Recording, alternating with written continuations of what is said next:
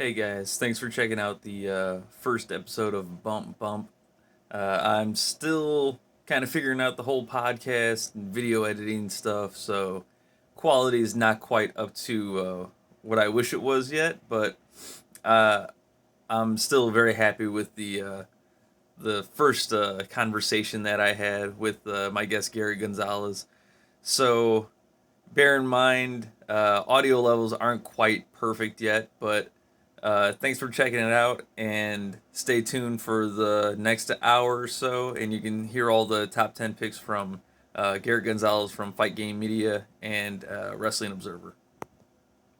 So I have with me today Garret Gonzales of Wrestling Observer and Dave Meltzer, Friend Fame.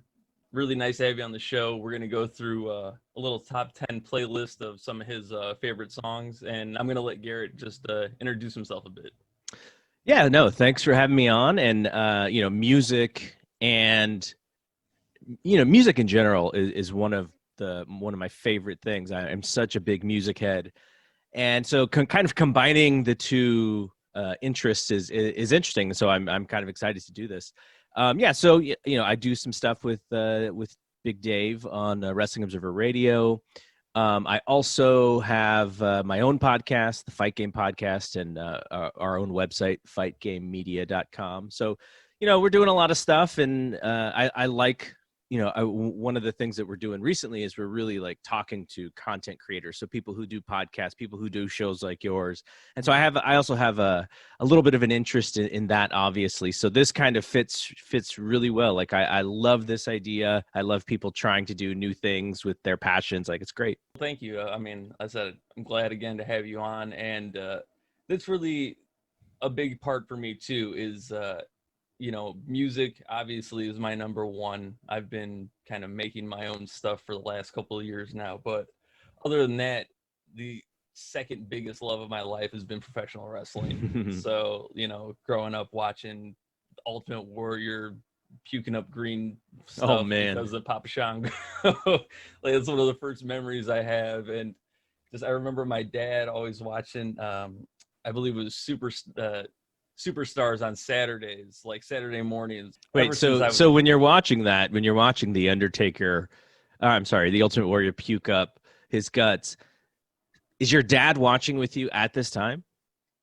As far as I can recall, yeah. Like I said, my memory is a little bit fuzzy from back then, but he was the one who had the TV controller. It was right. Had everything on. Because for the Fight Game podcast that me and my buddy John LaRocca do, we have this little thing of where, when there are moments in professional wrestling that we're kind of ashamed to that if our wives walked in, like we always go back to, when we're a child, and he always talks about, he's like, man, I'm telling my dad about these great matches, Ric Flair against Terry Funk and Ricky Steamboat, super athletic. And the one time he walks in to catch me watching wrestling, it's Paul Bearer screaming about something. And then, I lose him. I could have had him, but, so those moments. So that's why I was wondering, because I think, pro wrestling fans even see that kind of moment as really silly and maybe not something that is you're proud to share even as a kid, but they're also so memorable because WWE would just replay them over and over and over. Oh, yeah. They're on the Saturday show, they're on the Sunday show, they're on, back then it was primetime wrestling probably. They're just so memorable because you saw them like so many times. Yeah, and that's kind of funny too. Like looking back as a kid, I mean, the actual wrestling was like secondary. I didn't understand work rate or like who was good or who was who couldn't go or whatnot. Like as I got older, that's when I started to really appreciate a good wrestling match and like workers who knew how to work really, like like your Eddie Guerreros or your Benoits or your Kurt Angle in the day and all that. Like seeing guys that were really, you're like, oh man, like I love watching these guys work, as opposed to just being more enthralled with the character and the goofy stories and stuff like that. Sure, yeah, right. Other than that, let's kind of jump into the music. So I had Garrett make a top 10 playlist, just no like themes, just straight up music with some of his favorite songs. Okay, so the first one I picked is a Tribe Called Quest song. It's called "Buggin' Out," Classic. and so to me, hip hop hits me as a teenager in a very interesting way. So I go to a school. My high school is in the east side of San Jose. It's called Mount Pleasant High School, and it is very diverse. We have all races, all demographics, and our basketball team is I would say I'm trying to think of the different mixes, but it's very mixed as well. But the best players were African American, and so as most sports teams go, your team sort of goes at the beat of the best players. And so when we were playing, coaches were African American as well. Mhm. So when we'd go to the weight room, or when we'd just hang out, there was always hip hop music, and I knew a little bit about it. But I knew it more from the pop side, from the MC Hammer side. Yeah. And so when I was on that team, I think I'm 15 years old, and I'm hearing all these different sounds. So in the weight room, it's LL Cool J, and I have a LL Cool J song sort of later on the playlist. But this album, the Tribe Called Quest album, was even way different than anything I'd ever heard. Like it's like a very jazzy album, the Low End Theory, where this song comes. But over the years, I would say, from 1991 on, Tribe Called Quest is my favorite hip hop group of all time. So Buggin' Out isn't. I don't know if Buggin' Out was a single. Might have been a single, but it's more. It's more just the style of that song that I like. It's Q-Tip, it's Phife Dawg, and I think Phife Dawg actually outshines Q-Tip here. Q-Tip is, he's a genius, but Phife Dawg to me was that like he's like the little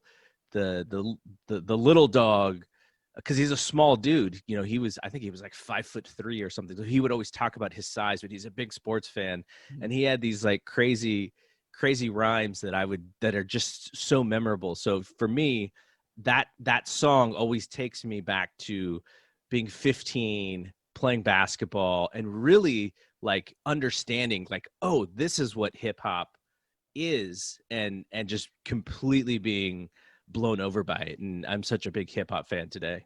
I was a little bit later, like I think Quest was a little bit before my time, but I remember being a huge fan of Q-Tip when he kind of put out his solo stuff, which was maybe late 90s, early 2000s, something like that. Yeah. Around like Vibrant Thing was, I think, the first like single I heard by him. Yeah, and that's because they break up. Like they're this really pioneering group, and they're just not getting along. Like there's a really great documentary by Michael Rappaport about their breakup and trying to sort of get them back together.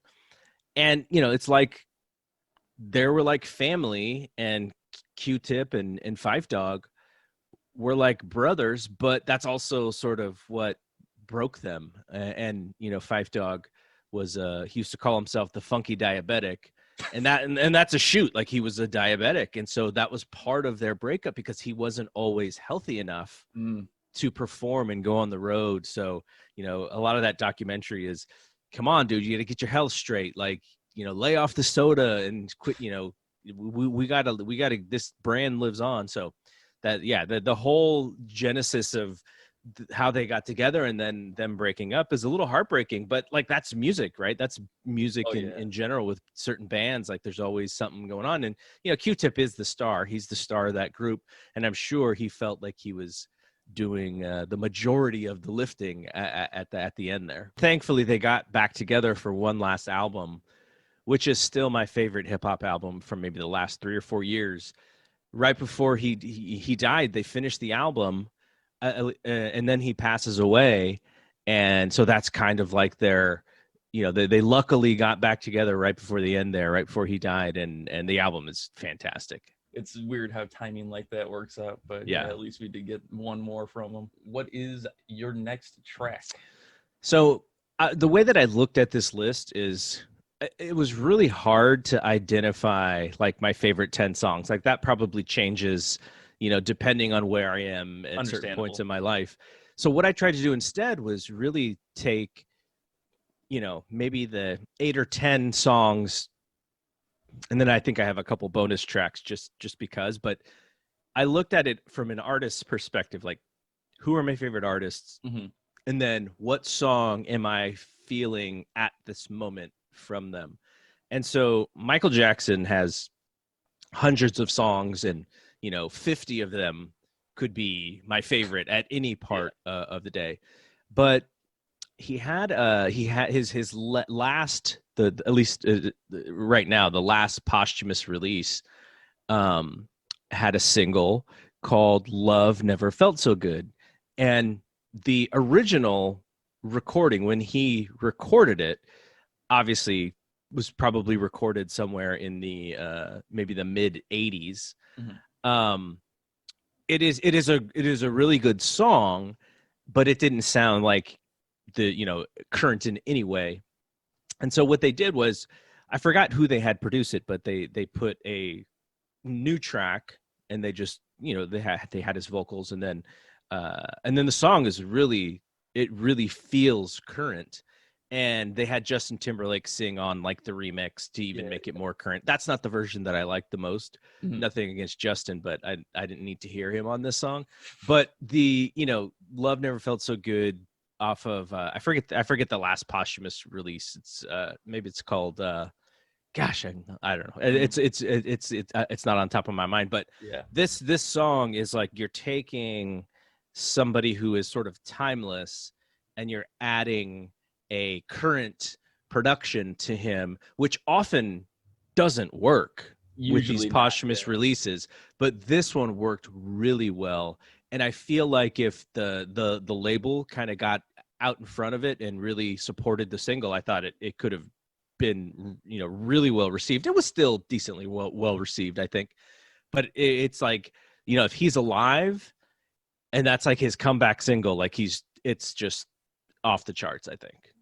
Yeah, and I think that goes without saying, just to show how timeless of a singer he was. I mean, he was a once in a lifetime voice, really. Like I mean, Michael Jackson, that's one of the first, like when we talk about things that inspired you, like he was one of the first superstars. I remember, like I think he did the video with Eddie Murphy where he was in Egypt. What was it?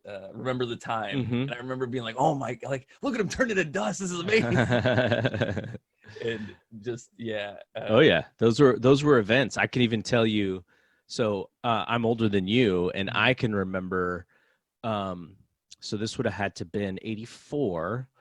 MTV is running the Thriller video as a scheduled show. So like if you so they would run, it was like maybe a 30-minute time block. And so if you wanted to watch Thriller, there was a schedule of when you could watch Thriller. And I remember being at my cousin's house. Neither of us had MTV yet. I think I would get MTV like really soon thereafter, but I was at his house. He didn't have MTV. And he puts me on his handlebars, and we're going to his friend's house. And I'm like, where are we going? He's like, no, don't worry about it. Just wait. And so riding, he's jumping off curbs, scaring me half to death. And then it's like this event of the Thriller video. Yeah. We're like, whoa, like I will never forget that memory. And that's how, that's how nuts MTV was back then. Like, I don't think anybody really sees MTV like that anymore, but that was like an event, and you would take time out of your day to watch a music video because it was that special. Yeah, and that's for people that don't know, like I believe that video was actually directed by John Landis. Like there was so much, like you said, 30-minute long form video for a, you know, a 3.5-minute song. Like, Yeah. I don't think it ever really been done before. And just, yeah, Michael Jackson was always breaking barriers and, you know, innovating. So definitely a good one to have on the list for sure. So the next song is, I mentioned LL Cool J in the beginning.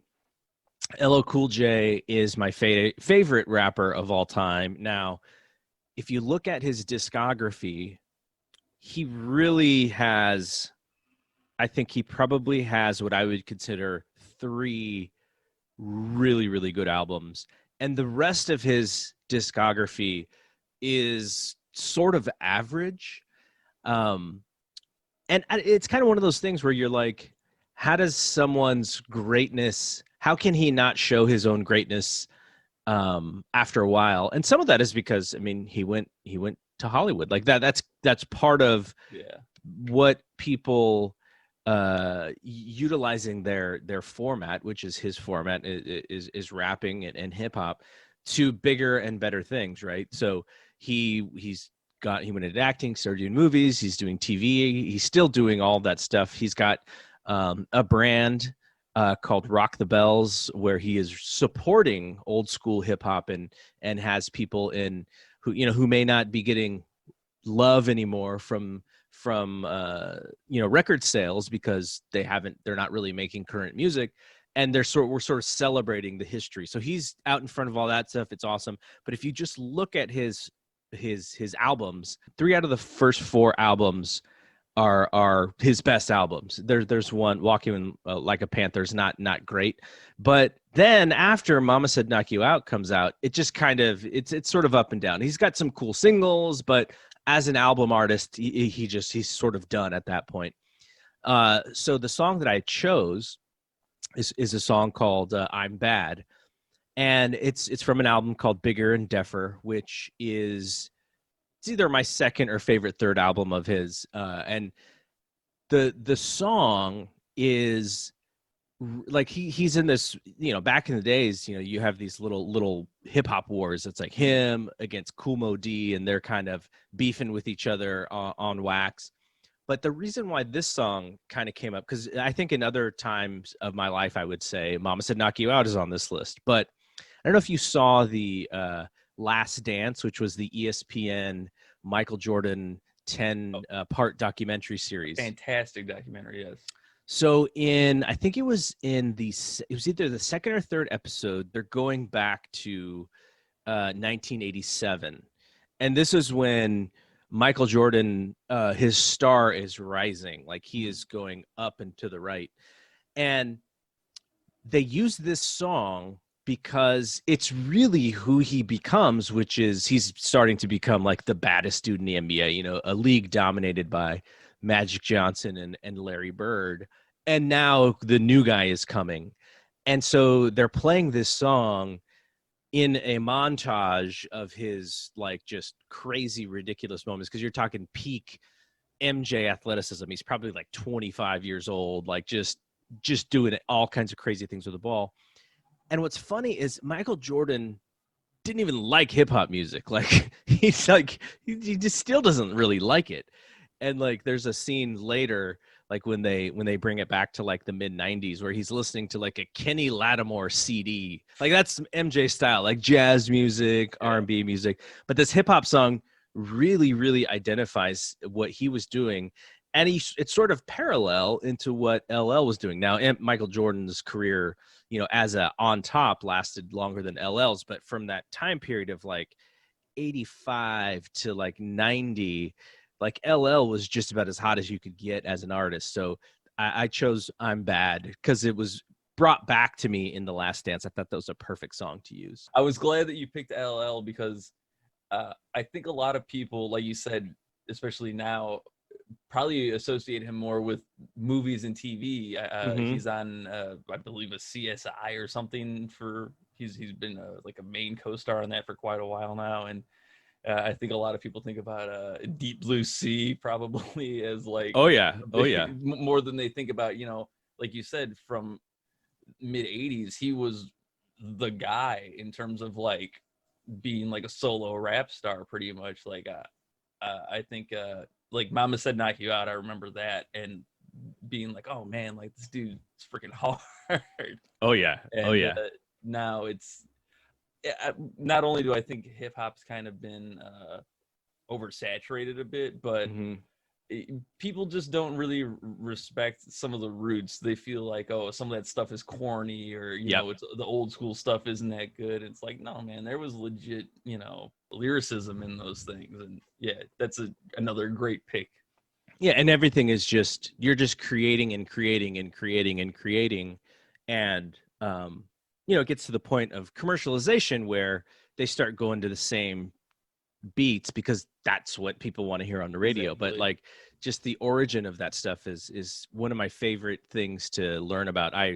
Um, there's a book called The Big Payback, which is about the business and history of hip hop, which is awesome. Anything relating to the origin and the history of hip hop, like I'm watching it, I'm reading it, I'm just so fascinated by that era. If music rights weren't so nutty, Yeah. instead of talking about wrestling or boxing or MMA on my podcast, I'd be doing hip hop stuff. Especially knocking on the copyright stuff. Like it'd be so much easier to, play these tracks and then discuss them or whatever. But as things go, I don't need Sony and BMI Yeah. and Universal sending me, DMC takedown notices every time I post a video. Yeah, totally. We'll go on to the next track, another classic in my opinion, but I'll let you discuss that.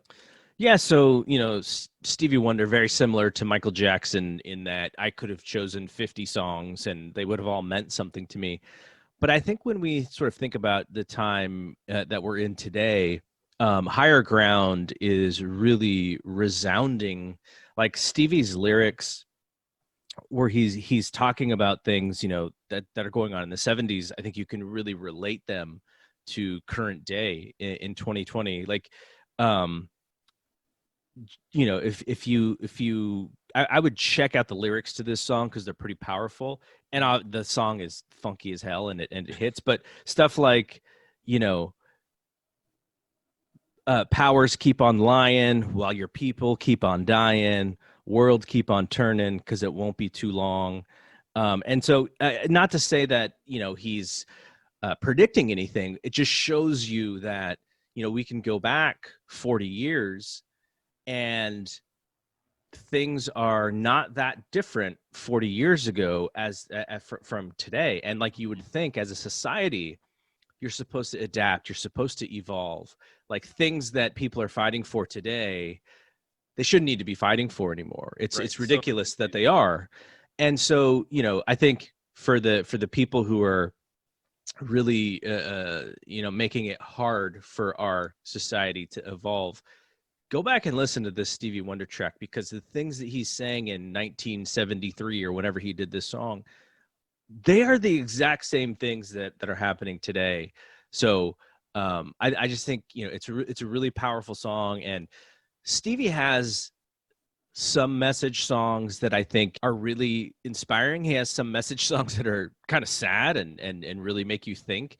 But this is a song where, like, this could be on a workout playlist, but at the same time, it is something that it's in a message too. So I really, he can really do no wrong in my book, but this was just the one that I was feeling today. That I always sort of lean towards the funkier side of Stevie's tracks, and this is definitely high up there.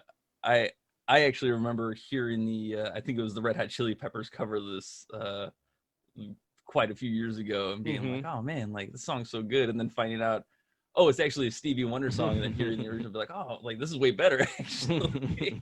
If you read back on his how he produced the albums in the 70s, like he was originating, right? He was creating, he was using things that people hadn't really figured out how to use yet. So yeah, Stevie's an ace. Yeah, and like you said, you can go back 40 years and talking about the same problems that we still have to this day. It's it's almost a little ridiculous, but it just goes to show how little things actually change sometimes. And for people who are younger than us, who are the people who are going to be important to what's going on in this world, very soon. Going back and seeing how things haven't changed enough is really needed for context and perspective. So it's great to have music to kind of be the timestamp on that particular year or that particular time frame. And this is, Stevie was excellent at doing that. A little bit of a divergent from Stevie, but somewhat in the same vein.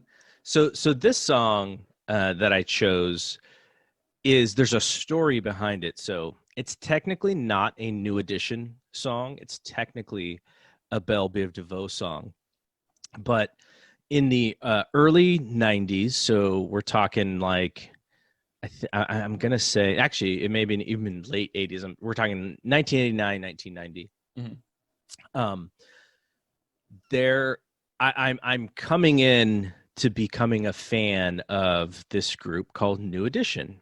And I'm coming in right at the end of where they're kind of going their own separate ways. So New Edition starts as Bobby Brown,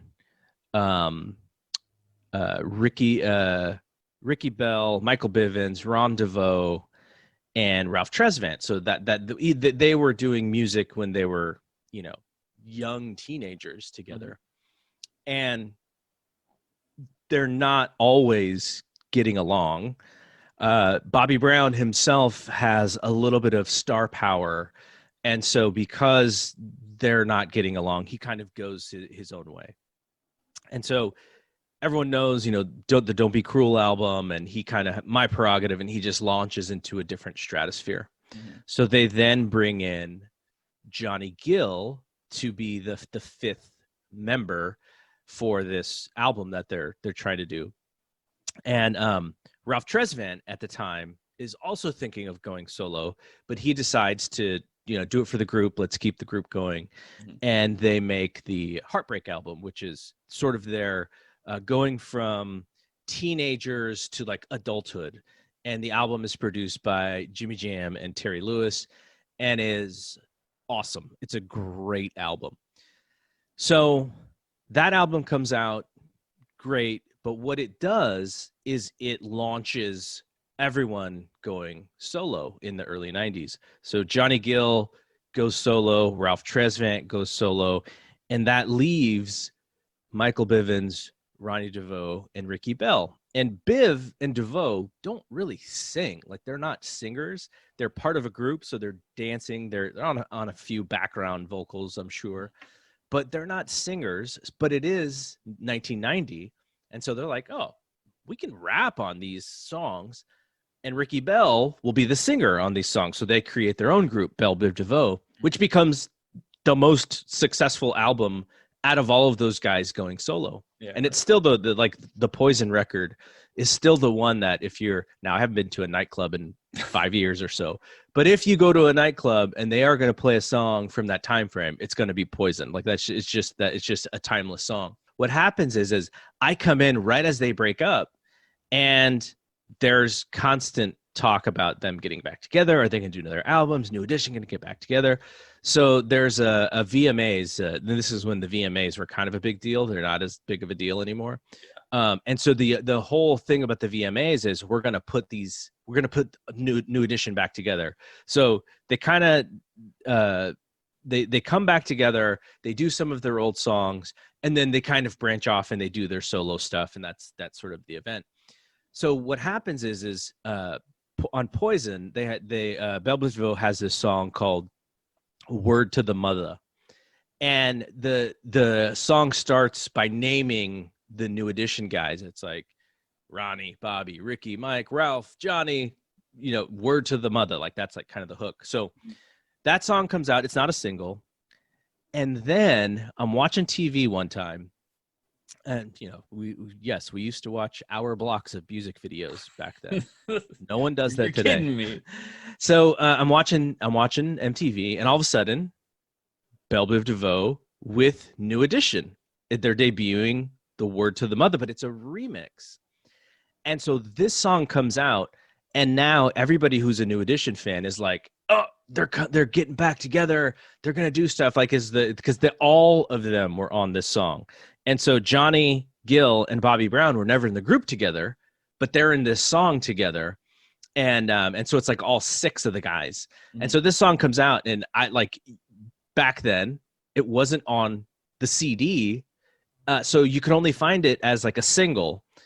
Then Belle Biv DeVoe put out a remix album, and then they put this song on the remix album. So that was the way that you could get it, but you had to wait. Like it just like wasn't available like today, where a song comes out and it's immediately available on Spotify or Apple Music. So you kind of had to wait.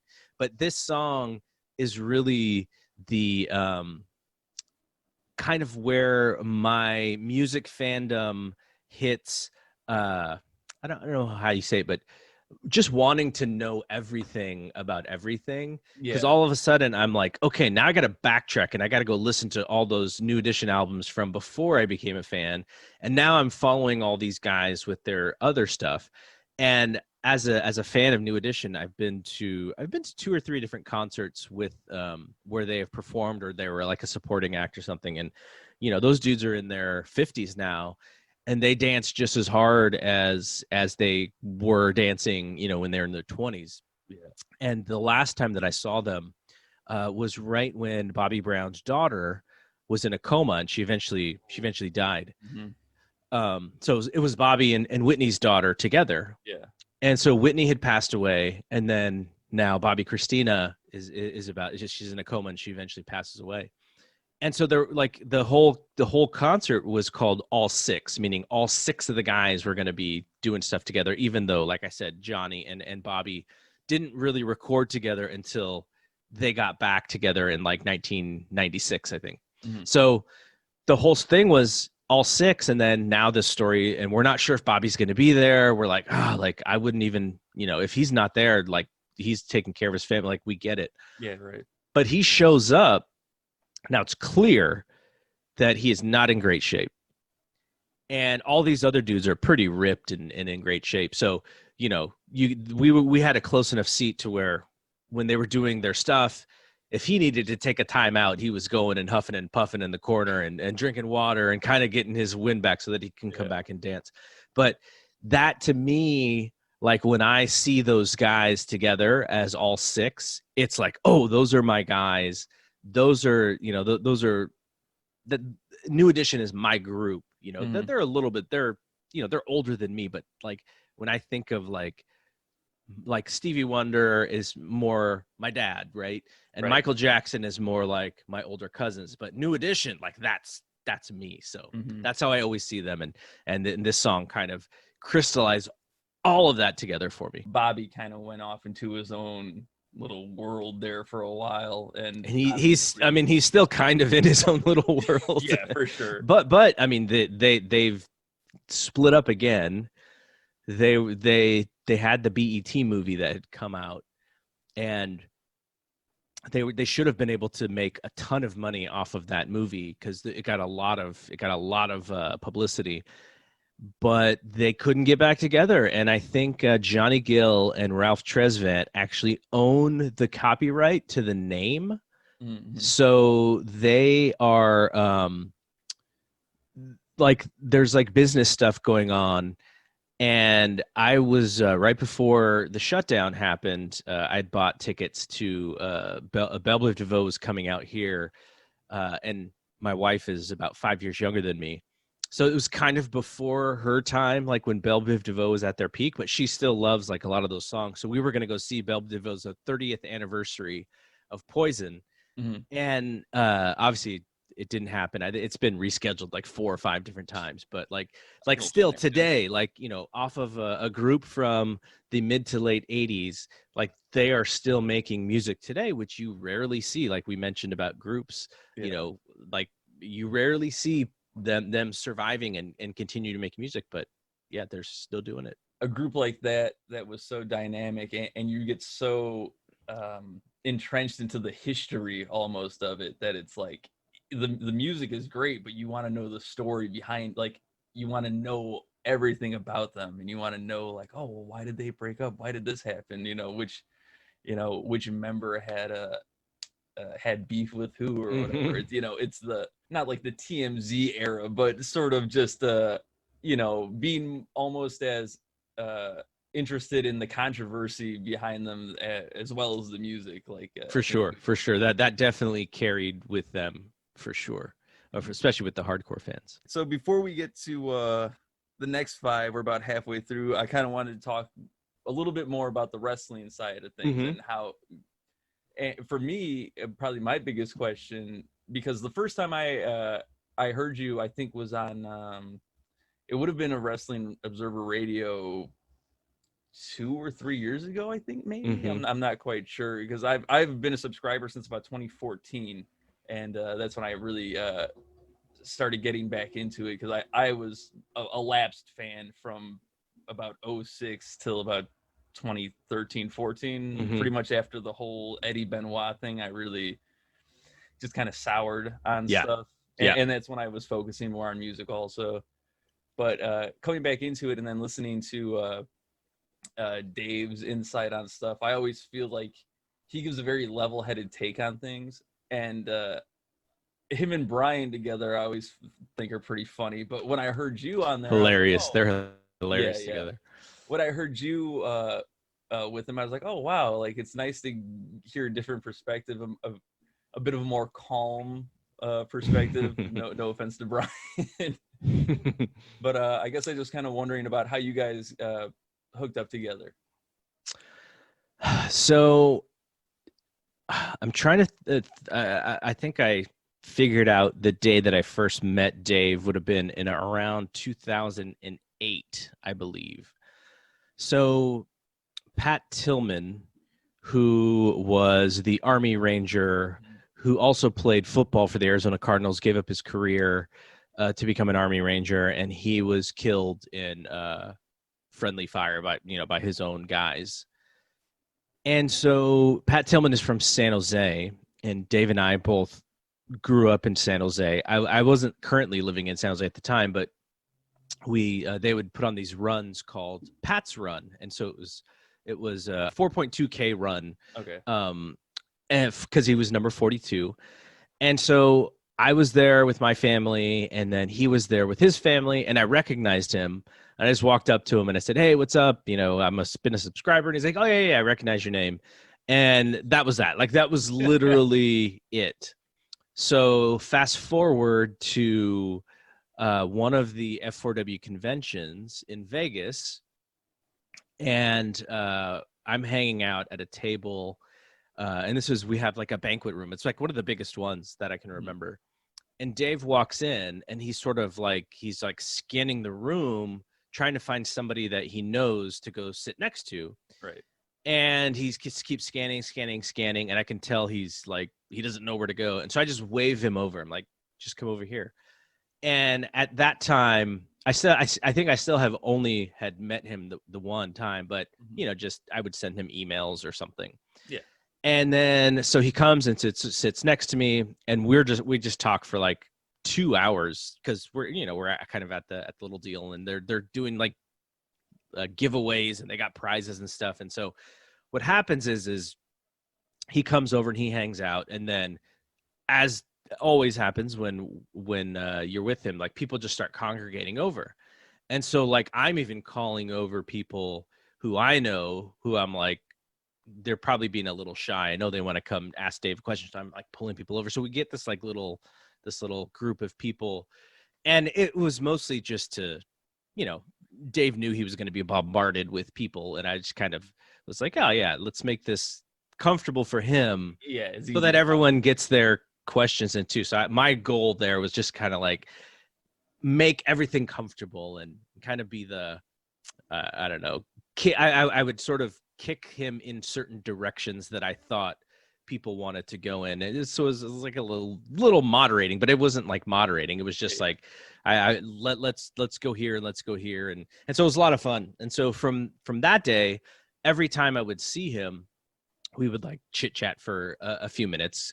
And then around 2013, 2014, my podcast partner, John LaRocca, he was doing these shows, indie shows. So he had booked for APW, which is the local San Francisco, Daly City, Bay Area independent wrestling company. He was their booker. He branched off to do his own thing because he wanted a more serious style of wrestling, a little bit more kid friendly.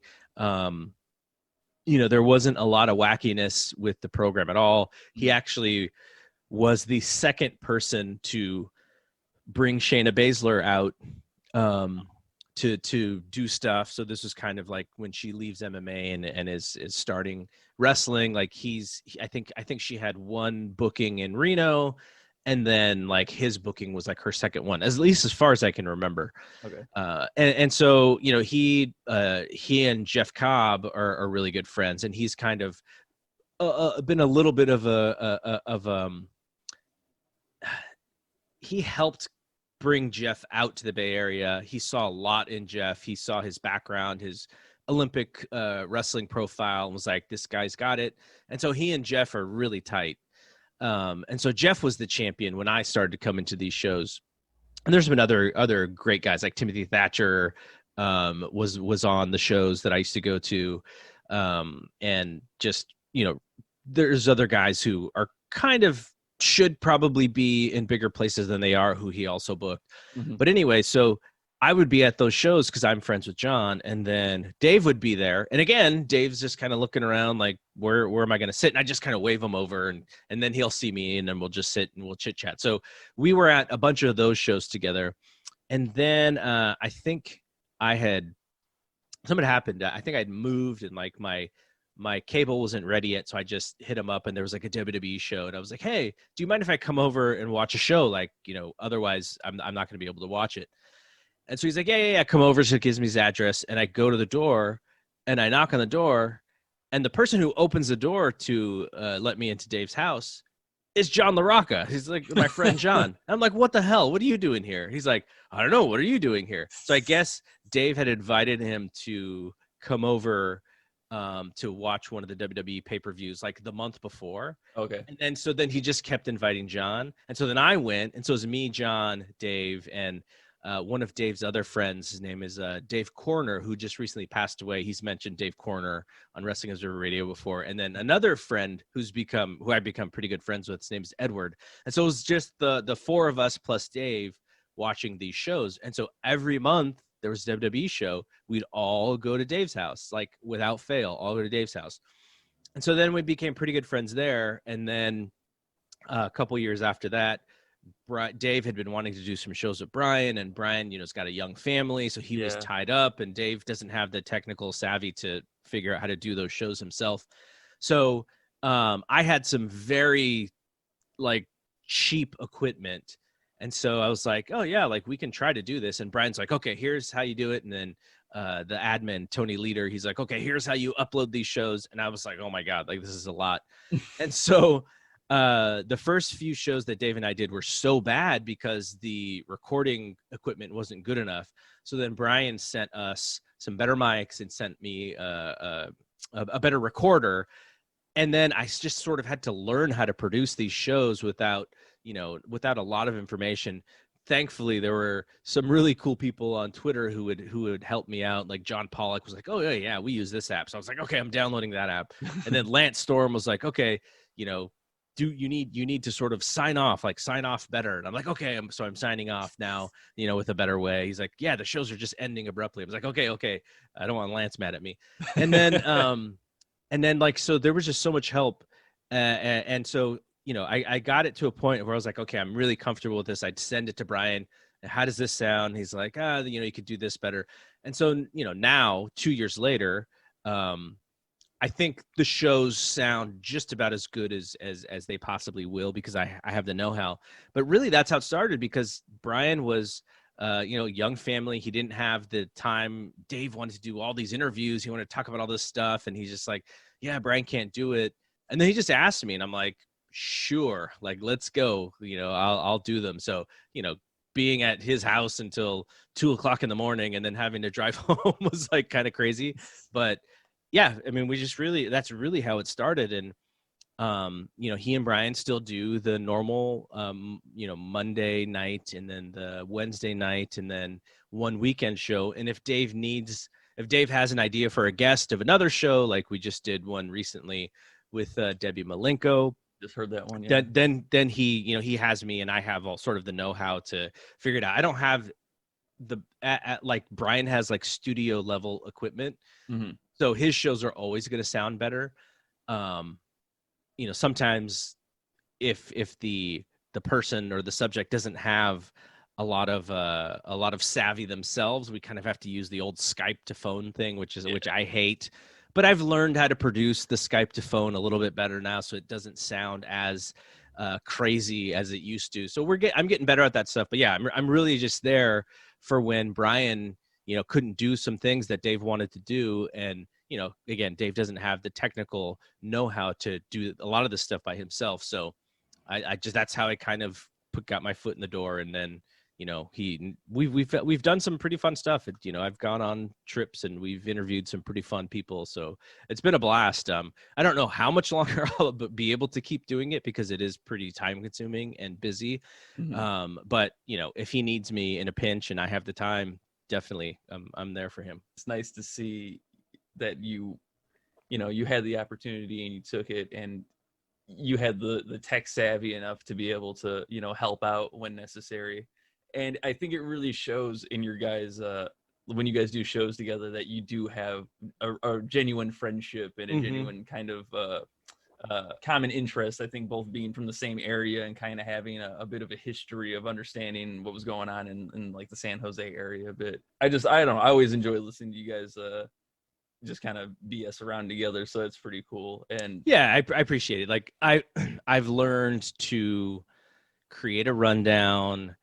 You'll notice sometimes when he and Brian are recording really late, Brian will go, okay, let's talk about Raw. And Dave's like, no, we have like 3 other things to talk about. Yeah. Part of doing those shows, and, I only have to do one, so I'm not saying that anything other than, when you do them so late, you don't really have the time to go, okay, what is everything you want to talk about? I'm going to put this list together. But because I only have to do one, I generally am able to put the rundown. And so I know what he wants to talk about. He knows what I want to talk about. And we can move, I'm putting them in ways that we can seg to them or transition to them a little bit seamlessly. But yeah, so it's kind of a hard thing when I'm sure when they're doing like 3 or 4 shows in a week to go, okay, we need to spend a half an hour here to figure out where we're going and what we're going to do. Whereas I can do that because I'm only doing one. So like you won't hear him move me off of a topic, but it's only because we've talked about it and I know exactly where he wants to go.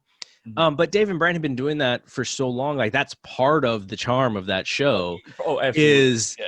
Is Brian wanting to talk about Raw and Dave going like, I don't care anything about Raw. We need to talk about these things. And so it's just like, it's so funny. Like I crack up listening to them. I know some people get frustrated because they think that, maybe they're arguing or they're a stickler for something, but I'm just like, they're like, Brian's like his little brother. Like, that's what I always got from it. Yeah, and that's the thing is I always feel like Brian understand. It's not like he's like, oh god damn it, Dave. It's just like, all right, let Dave go on his tangent and then exactly get back on track. But yeah, that's exactly. And like I think I play into it a little bit more than Brian. Like Brian's like, okay, I'm just gonna let him go and get it out of his system. But when I know that Dave is going somewhere, I try to get him to expand on it in a way that he may not be thinking about it.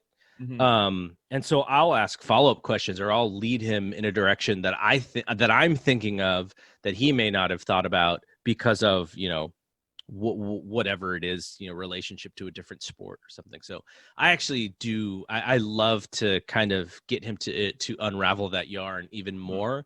Whereas Brian's just like, okay, go.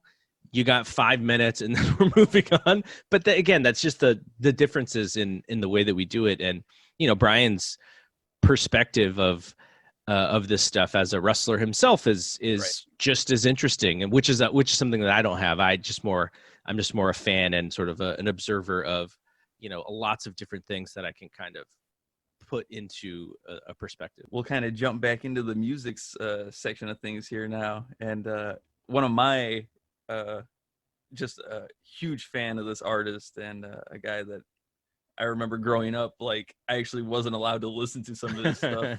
But I'll let you go ahead and talk about your Tupac song. Yeah, so Tupac, again, you know, when hip hop comes out, and I was talking about the tribe thing, as it advances and as I'm getting older, Tupac is an artist that, you know, I probably, not that I shouldn't have been listening to, but, you know, some of his stuff was probably, if my mom came in and saw the CD, she'd probably have questions. She wouldn't really care. She never really stopped me from listening to anything. But he was, you could just tell based on his music, based on his acting, this was a dude that if he did not sort of get in his own way, he was going to become a big star. And I don't even think he was a gigantic music star, but I don't even think that was what he was going to be best at. Like, I really think the acting thing would have taken him in a ridiculous direction. And then there could have been stuff after that, especially with what we see happening today, because he was the product of the Black Panthers, and so he had that in him as well. You could listen to his music and put a song on and go like, oh shit, like that's the same thing that people are complaining about today. So he is someone who I was kind of right in on when I think it was 92. He had a song called I Get Around. And so I had known him because he was on this song with the Digital Underground called The Same Song. And he has like just a small snippet of 16 bars. I think it's 16 bars where he just goes off. And I'm like, oh my gosh, who's this guy? Like, he's so cool. And so then he had albums out after, and he never really, I don't think he ever did anything with Digital Underground again. So he's his own guy. And so I Get Around comes out, and again, big music video time frame for me. And so that song's out here in the Bay Area all the time. Music videos on all the time. And he was an artist who, he had that side, which, you know, I Get Around is not a very responsible song. But then he would have songs that were super responsible. So there was like this crazy arc, like he would go in these really wide and different directions. And some of those directions were not great directions, but just young dude, and had so much energy and so much charisma. And then obviously we know what happens, you know, as we get later, but he had a #1 album with the Me Against the World album while he's in jail, and he comes out of jail and he's got this album called All Eyes on Me, which just launches him into a different stratosphere as an artist. So when he gets gunned down, there's a song on the album called I Ain't Mad at You, which is the one that we're talking about. And I Ain't Mad at You is a it's really a song about two people who were sort of growing up together, and they kind of go in their different directions. And Tupac's basically saying, you know, we don't run together anymore because now, you know, you got your girl, you got your family, and I'm not mad at that. Like, I get it. And so that's kind of what the song is about. But the video, which comes out like literally, I'm trying to even think of the time frame. I want to say it was like a week after he died, something like that. The video is with him and Bokeem Woodbine, and it's basically Tupac gets killed in the video, and he envisions what heaven is like, or he envisions the you know, the afterlife in a sense. And Bokeem Woodbine he's who is an actor, so he's in the video. And so when I saw that, I was like, what the hell is this dude like calling his own shot? That, you know, what is going on? So I was like creeped out when the song came out. But then because of the timing and because I was such a big fan, that song as a single comes out, he just dies. So that's the one that gravitates towards me now, because I remember exactly where I was when I heard he got shot. I remember exactly where I was when he was pronounced dead. I remember exactly where I was when that video came out. I remember exactly where I was when the Machiavelli album, which also had some weird premonitions in it, comes out. So, but Definitely. that song is the thing that, like, when I think about him, that's the song that I think about. Yeah, he had an insane career. It's kind of funny. We actually at the place I work, we just had Poetic Justice on the other day. We were watching it, and I was like, man, this dude could have been like, I mean, he was amazing, but just to think of what he, like you said, what he could have done, and to think about what he'd be doing in a situation like we're in now, I feel like it's a voice that's definitely missed, and before his time, was up. Yeah, absolutely. Moving on to the next one. I actually really love this song. Like, I remember when this came out, I was like, oh man, like you get two great powers. Mm-hmm. It's peanut butter and chocolate. It's two great tastes that taste great Mm-hmm. together. And I'll let you go ahead and talk about this one. Yeah, so I was trying, when you said, you wanted to keep it at 10 songs, and I was like, okay, like how do I group some of my favorite artists together so that I don't really ruin, your idea. Oh, And I had, Jay-Z is one of my favorite artists. Kanye is one of my favorite artists. Say what you will about him today. He's he's not he's sort of out there now, but um I have separate tracks for both guys, and I was like, well, they did do an album together. So let me take one of the tracks from the album they did together, which is called Watch the Throne, which I think is a very underrated album. And I'll add it, that'll be my song because I love that album and I love this song, which is called Otis. And so they flip an Otis Redding sample and just kind of go crazy. They just kind of go wild. It's not, there's no special meaning to this song. It's just a fun party track. It's cool. Jay-Z says that he invented swag, and then he plays a track from an old song where he says swag. Like, so they're trying to flip some stuff. It's pretty cool. And what you really get for Kanye, because Kanye, my favorite Kanye, is the uber producer that he was, right. where his his rapping and his rhyme skills were also at a high level. Because Kanye, if you go back and listen to the College Dropout, he's still trying to find his footing as a rapper. I think most people will say that he never really reached a high level of lyricism, but he gets incrementally better from the College Dropout and Late Registration, which I think is his best album, at least, especially from a production side. Like that album is nuts. Yeah. And then he goes to Graduation, and then he makes 808s, I believe. 808s and Heartbreaks, which is the album that sort of creates Drake's career. Right. And an album that just like pretty much reinvented the freaking hip hop sound almost. And so then, when they get together, when he and Jay-Z get together, it's sort of like an interesting power dynamic, because he has this song on I think it's on Graduation, where it's called Big Brother, where he's like, Jay-Z's like my big brother, but I noticed that we're also competing. Like, we're not just brothers, but Jay-Z is treating me like I'm his main competition.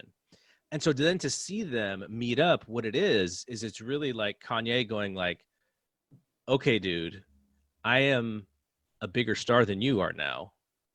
And we're finally doing this album together. We're either we're equals or I've edged you out. And so it's just these two guys who are friends, and they're kind of going at each other, and it creates this really good competition. But now Kanye is actually his equal. So this is an equal footing album. This isn't Jay-Z featuring Kanye. It's like, nope, Jay-Z's here, Kanye's here, and they're coming together. And so I love that dynamic. I love the sound of the album. It is, I think it's sort of like a lost album in a sense, because of, whenever people talk about Kanye's best albums, they don't include this one. Whenever they talk about Jay-Z's best albums, they don't include this one. And I'm like, why not? Like, it's so good. But Otis is the kind of lead track. And a quick funny story is, so this album comes out right when my kids are kind of getting into hip hop music. So I downloaded two versions, the one with the cuss words and the one without the cuss words. So the edited one went on their iPod shuffles or whatever they had back then. And then I had the regular version. But soon thereafter, they were able to figure out how to download whatever they wanted. So that was only a short time where I could control that. I really think that album is like peak Kanye, because you had him, like you said, coming off of 808s and everything. He had reached a level of experimentation with his beats, and branching out into like almost EDM territory with working with Daft Punk and stuff like that. And Jay-Z was not on a come down, but I think people were kind of sleeping on him for that period. And when that album came out with them together, and especially that Otis song, it was just like, oh yeah, they're still both the best ever. Say what you will about Kanye now, like you said, I'm a Chicago guy, so I've always been a fan, but outside of the music, he definitely has gone a little bit off the deep end. We'll say. And this was a little bit of a risky album for Jay-Z, because people forget that he did 2 albums with R. Kelly. They both sucked, but he tried the sort of, the blending of the 2 sounds. Mm-hmm. And thankfully, this one with Kanye was awesome. And I think a lot of that is probably because, now I don't know this to be true, but I'm going to say, I'll go out on a limb and say that Kanye probably led the direction of where they were going. Yeah, production-wise, for sure. Definitely a bit of a change for the next track, but another song that I really love too. We'll go ahead and let you get into this. So I saved these 3 songs for the bottom because they are on this list for more meaningful reasons than they are for, because I think they're really good songs. But in the mid 80s, so growing up in the Bay Area, the 49ers are king. They win Super Bowls in 81, 84, 89, 90, and 94. So they are absolute kings of the sports scene in the Bay Area. And Huey Lewis and the News, almost at the same time as the 49ers are becoming the kings of the NFL, Huey Lewis has this ridiculous run with an album called Sports, and then Huey Lewis gets tapped to do the lead song off of Back to the Future, and so he himself and that band reaches a crazy apex that you can only sort of come down from that apex. Right. And so the follow-up to Sports is an album called Four, and Four, the way that they spelled it, FORE, is a golf term, right? Yeah. It's also a sports term. And so there's a song on the album called Hip to Be Square. And this was my favorite song on the album since I was a little kid. Like my dad, obviously I wasn't really in charge of what I was listening to back then. I was only like 10 years old, I think. Mm-hmm. But my dad would play the Huey Lewis album, and he started to give me a little bit of freedom to use his vinyl player. So I was, he had a lot of vinyl. We had a really good stereo system in one of the rooms. And so I would just kind of play these albums and kick back and read the liner notes and just anything I could to kind of learn about what was going on, about the artists. And so the thing that came out about this song is that the 49ers, several members of the 49ers team are singing background. So when they do the hip, hip, and everywhere, hip, hip, so hip to be square, it's like players from the team doing that part of the vocal. Oh, that's cool. And so that comes out, and that information comes out. So obviously I'm diehard 49er fan. I'm starting to really love Huey Lewis's music. And my dad also had older Huey Lewis albums. So as I'm sort of as I'm listening to their new stuff, I could go back and listen to the old stuff. Mm-hmm. And so that's like for me, like from the pop culture moment of my life at 10 years old, like that's the moment. And then they would actually do another song with the 49ers, which is the other one I almost put on this. But the reason I didn't is because I added the next song, which we'll talk about, which is Walking with the Kid. and it's him talking about his son and how, you know, their family is strong, and, you know, just his kid is his little buddy. And the 49ers also sing background on that song. And so so it was either going to be one of those two, but I chose Hip to Be Square because I have a little bit of a connection to the next song in that same way. That's funny. I didn't realize that Huey Lewis was from the Bay Area, but that's pretty cool. And Like also, I don't think he grew up in the Bay Area, but I think that Bay Area definitely became his home. Like there's a thing with 49er fans, as if Huey Lewis in the news sings the national anthem, like we're pretty confident. You know, it's like, oh, Huey's there, we got this, you know, we're gonna win. He sings the national anthem. I have kind of vague recollections of Huey Lewis. Like that was more a little bit past my time, but man, Power of Love is a freaking jam too. Like, Oh yeah. I remember watching Back to the Future, be like, oh dude, this song freaking rocks. Yeah, there's if you watch any of their like back to whatever those documentaries on VH1 used to be called or whatever. Yeah, like behind the music. Yeah. There's a good one on Huey Lewis in the news, and kind of they almost kind of sabotaged themselves a little bit in that Sports was such a big album, 4 is such a big album, but they were starting to listen to the critics who started just to say, oh yeah, they're just this like pop bar band. And so they're like, no, we're more than that.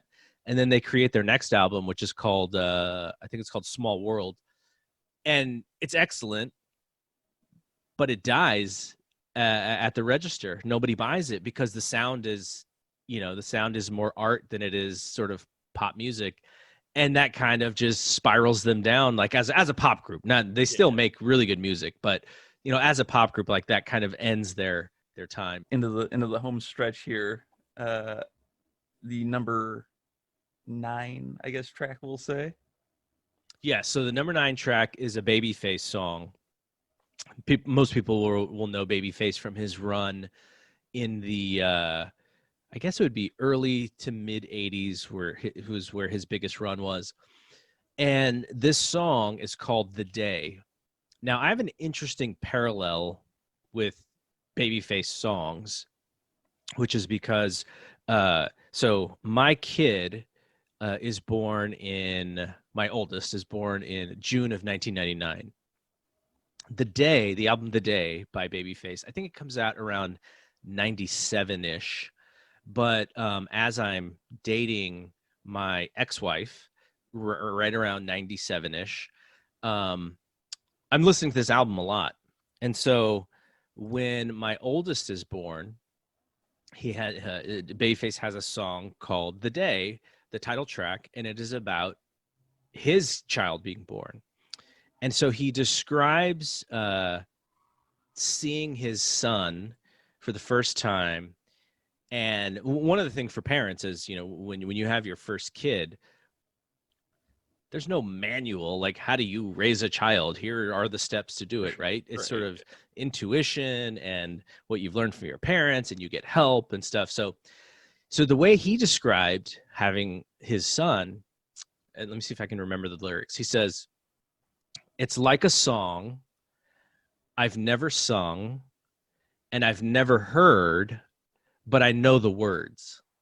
That's how he described becoming a parent for the first time. And I was like, wow, like that is really powerful. Yeah. And then when I had my kid, I was like, oh my God, like that's exactly, from his perspective, obviously he's a musician. Yeah. But from my perspective, it would be like, yeah, it's like, you know, not really knowing what I'm doing, but in the back of my head, I have like this manual or this guide or this intuition that says, oh yeah, I absolutely know how to do this, even though I've never done it before. That song has stuck with me because I was a young parent, and, you know, now my kid's in college, but that line, like I always held on to that line from the first time I heard it. And then when we had my son, I was like, oh, that's exactly what it is. That's actually a really great line. I had not heard the song before, but yeah, that's such a very poetic way of putting the you know, the parenthood kind of the fears, yeah, and also the, you know, the joy of it. Like you said, him being a singer and putting the music behind it. It's like you know the blueprint. You just got to figure it out almost. Like if Babyface was on stage and someone was like, okay, now I just want you to freestyle to this. The band's going to go. You're going to sing. We're not putting anything out there. You got to create. He could probably do a pretty good job of just putting something together on the fly. For sure. Okay, so I'm a big John Mayer fan. I know some people feel differently about him sometimes because he's kind of a weird dude. He says wild things sometimes, and I don't agree with everything he says, but I find him to be a fascinating artist. I've actually seen him in person as well. That was actually the last concert I went to before the shutdown. He's an amazing guitar player. Yeah.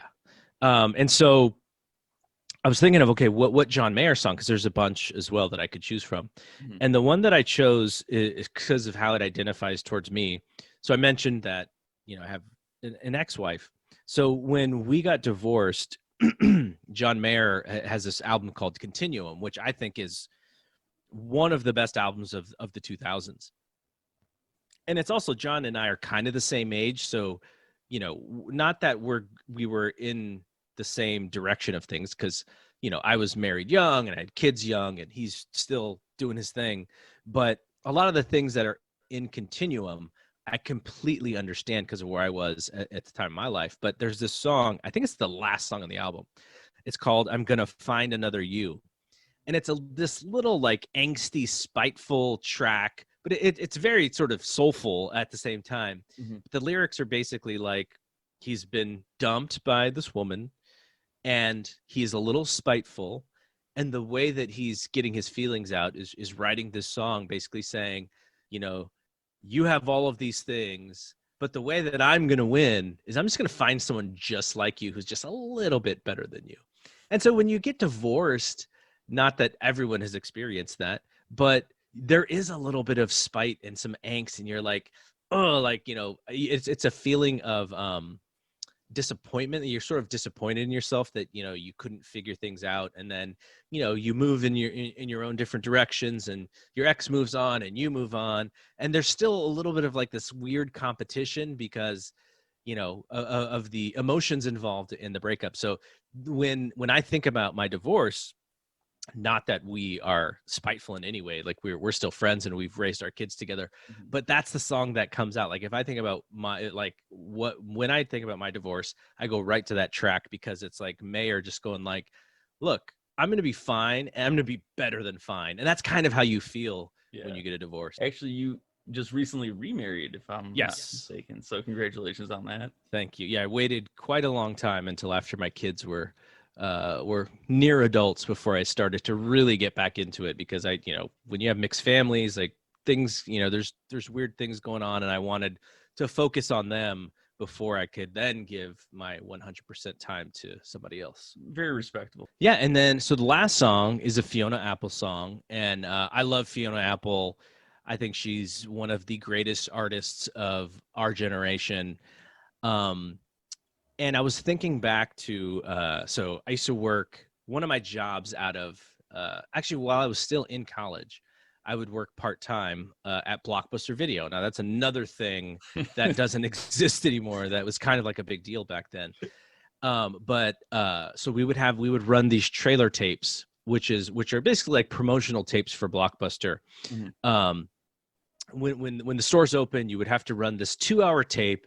And then when the tape was done, you had to run it again and run it again and run it again. So depending on how long your shift was, you would see it multiple times. Mm-hmm. And so at that time in my life, I'm like 18 or 19, maybe 20. And, a lot of my friendships and a lot of my people who I'm still close to today, we all sort of worked there at the same time.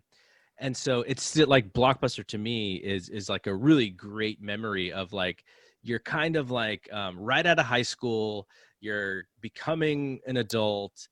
And so there's this weird struggle of, do I still want to have fun and be a kid, but I need to become an adult? So you're at this like weird, you're having like a tug of war with yourself.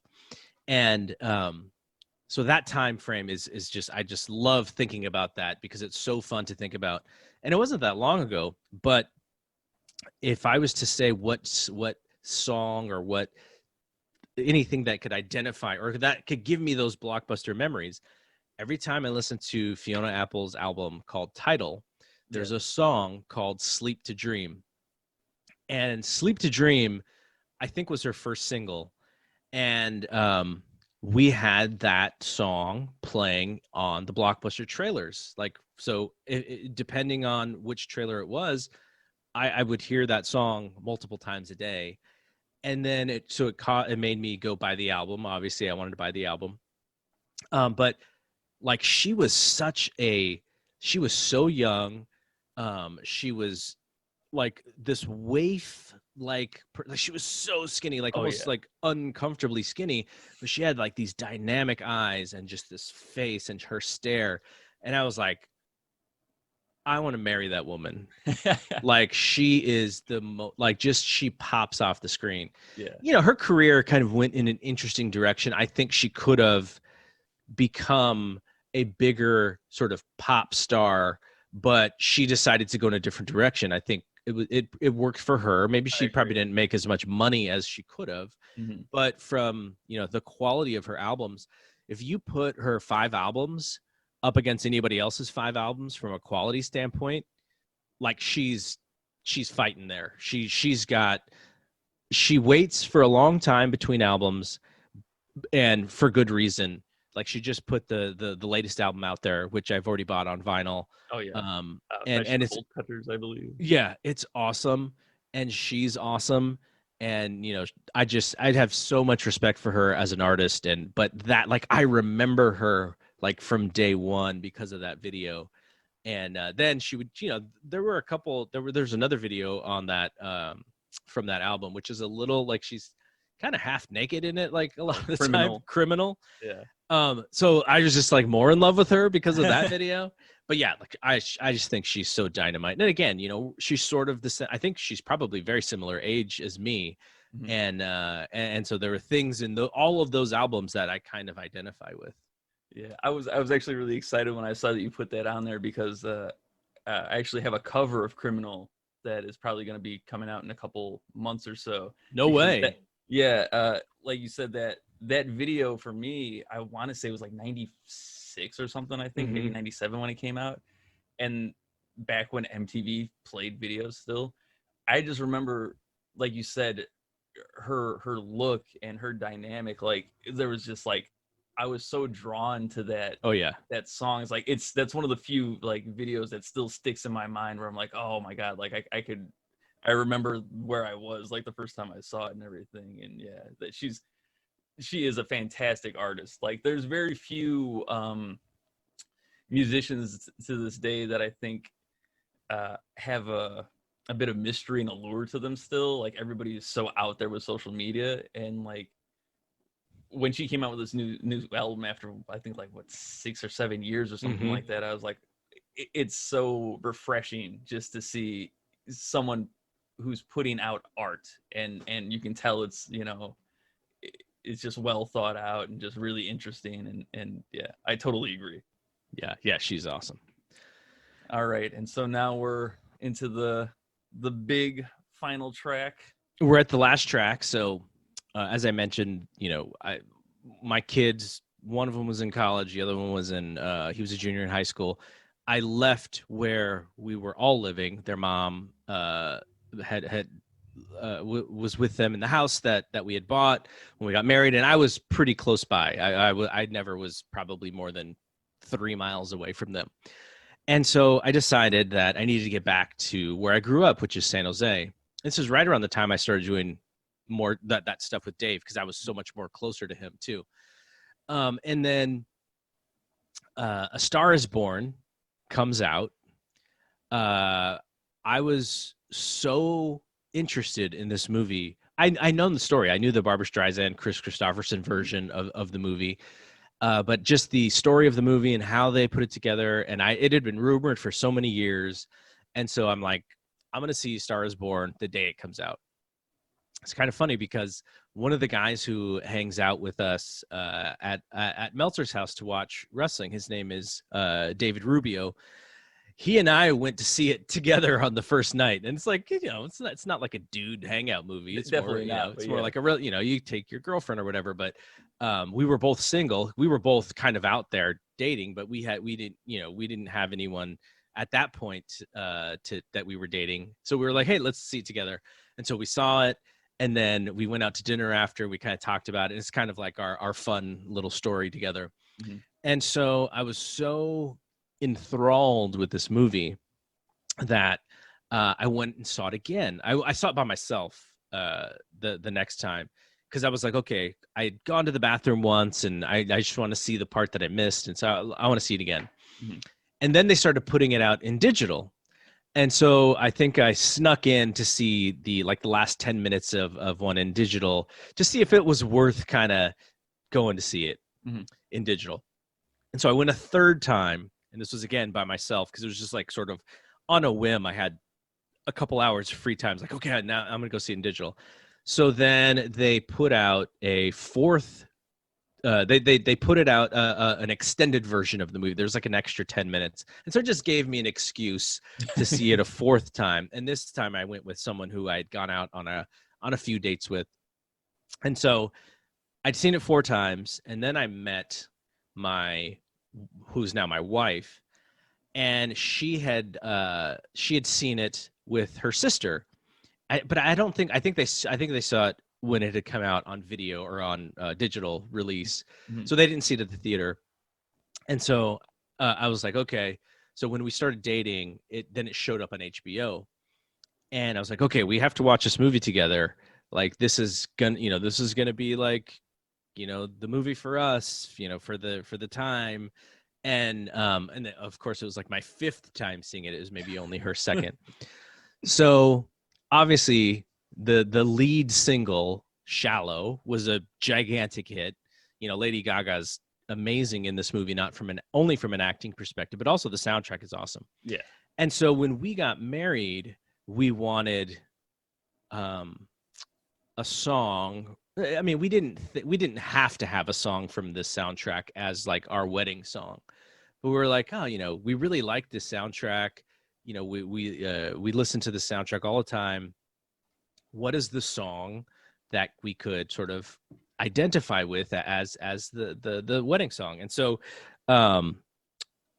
is it all right? Is the song, because she's basically singing to Jackson after they get married, like, basically, is it all right if I love you forever is kind of the theme of the song. And so when we kind of figured that out, because there were a couple, and the one that I had actually wanted, it's a little dreary, because there, that relationship in the movie obviously was a little toxic and stuff. So I like that song better, but to fit the wedding theme, Is It All Right was the one that we went with. And so we did this wedding.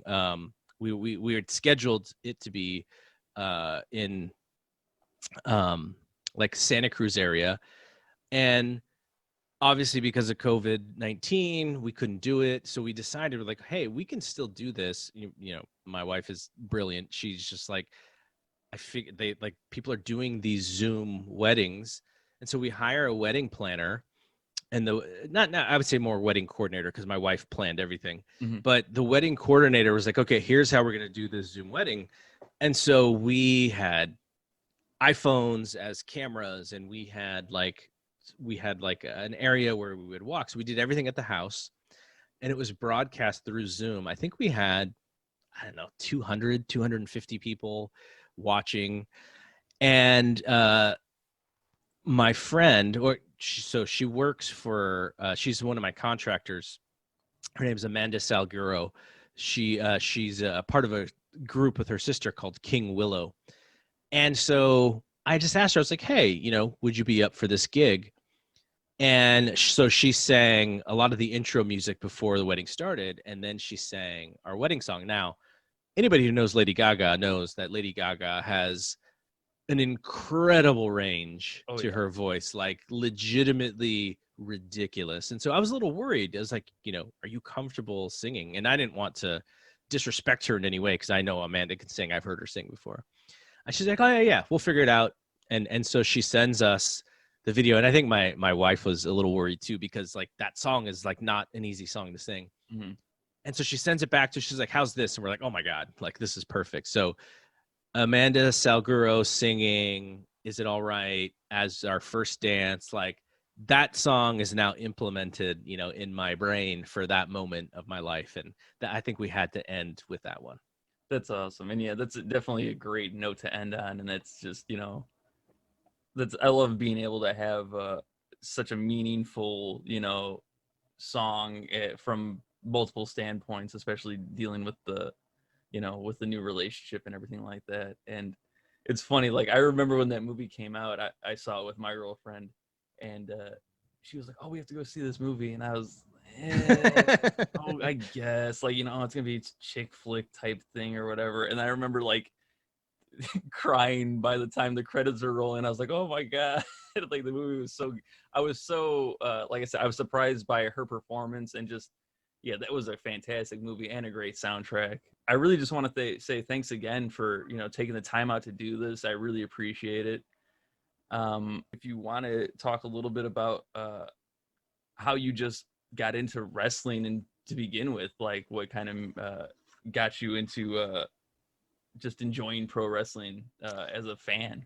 Yeah, I mean, it's probably I can make this one quick. I know I haven't made anything quick so far, but wrestling to me was just I was watching with a friend, and when you're young, your friends are really influential. And he was watching, I think he was watching, NWA on, World Championship Wrestling on TBS, and so that was kind of my introduction to it. And I was like, oh yeah, that's kind of cool. But then I didn't really start watching until maybe I would say a year later. So this was probably in like 84-ish time frame. And so then I started watching a year later when I started to see Hogan doing stuff and like this bigger than life guy. Right. And so I was kind of in and out, with it. And he was the person who kind of introduced me to it, my buddy Kenny Threets.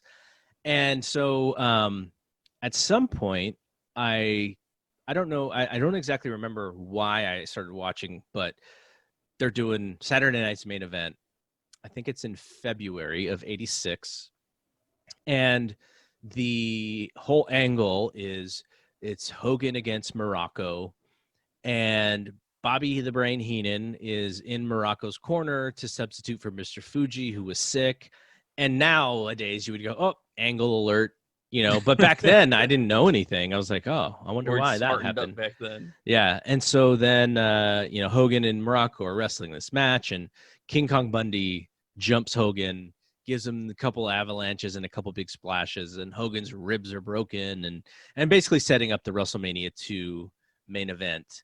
And Hogan's in the hospital, and you got to send him cards and letters and all that stuff. So that's like the first big wrestling moment that really sucked me in. Yeah. And from then on, from '86 on, all the stuff that happened in that year that you could watch, because it's Superstars of Wrestling. And then it's if you WCW, you had the Saturday night shows. Then they had other syndicated stuff, but a lot of that was just repeats.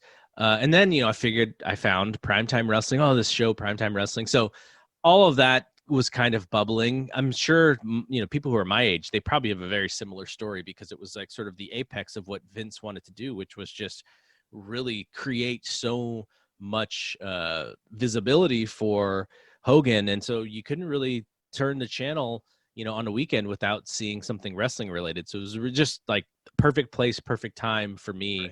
Right at that time, right before WrestleMania 2. And I remember not having the tape to WrestleMania 2 and having to wait like a full week to watch it, because my friends had it and then they needed to watch it, and then they were going to let me borrow it, and I'm bugging them, are you done yet? Are you done? And then I finally got to watch WrestleMania 2. But that's really the moment. Like I haven't really left. Like there's been times where I was a little busier with 2 young kids. I was still watching Raw, and still reading the Observer, but maybe not, as dialed in. And even today, like I can't watch Raw or SmackDown these days. So it's really just, AEW, Dynamite, and NXT are kind of like the ones that I make sure to watch every week. Yeah. And, and then I'll watch the main WWE shows, the network shows, the pay-per-views. But yeah, so I still have I'm still dialed in, but I'm not, I'm not watching everything like maybe I was.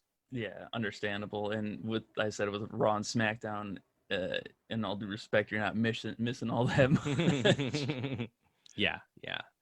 Which is, going back to the podcast that I do. Obviously, the Wrestling's Over Radio, but the one that I do with my buddy John, Yeah. the Fight Game podcast, we really focus our Thursday night show on the Wednesday shows. So we talk about Dynamite and NXT pretty much, every week. We kind of go back and forth on those shows. That's kind of the main topic on that Thursday show.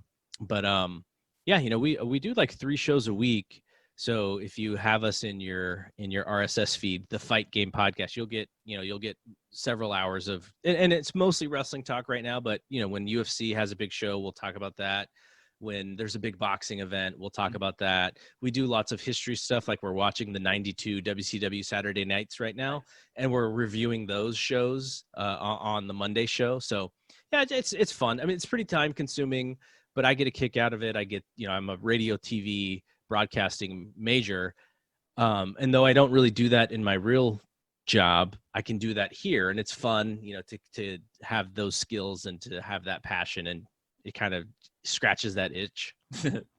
Absolutely. And I believe it really shows in the production value that you put into your stuff, and how well it comes out when you guys put out your podcasts and stuff like that. And I always enjoy listening to you guys give your perspectives on different angles and things like that. So it's just, yeah, thanks. I appreciate that. Oh, no problem.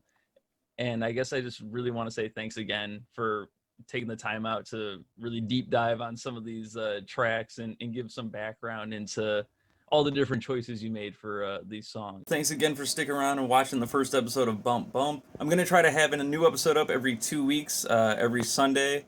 So be sure to stick around. You can follow me at Skelly Bones or at SkellyBones87 on Twitter, Instagram, Facebook. Links all down below. Thanks again for watching, and I'll see you guys soon.